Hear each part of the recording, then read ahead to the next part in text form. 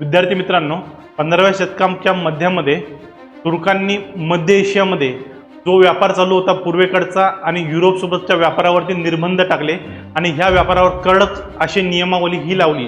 यामुळे पूर्वेकडून युरोपमध्ये व्यापार करणं कठीण झालं आणि याचाच परिणाम स्वरूप युरोपमध्ये पूर्वेकडील व्यापाराच्या वस्तू मिळणं अशक्य झालं। परिणाम स्वरूप स्पेन आणि पोर्तुगाल या दोन देशांनी पूर्वेकडे व्यापार करण्यासाठी सामुद्रिक मार्गाने मार्ग शोधण्यासाठी इनिशिएटिव्ह घेतला आणि या इनिशिएटिव्हमध्ये 1492 मध्ये कोलंबस क्रिस्टोफर जो होता याने अमेरिकेचा शोध लागला।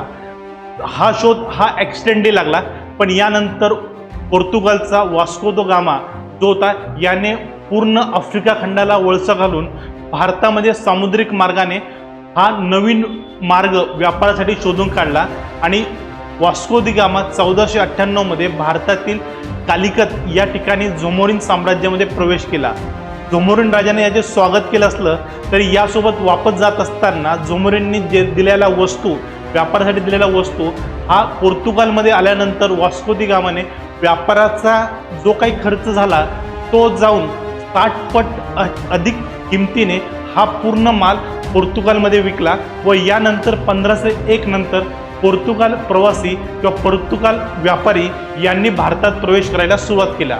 अशा नवनवीन व्हिडिओला बघण्यासाठी डायरेक्शन अकॅडमीचा ॲप डाउनलोड करा।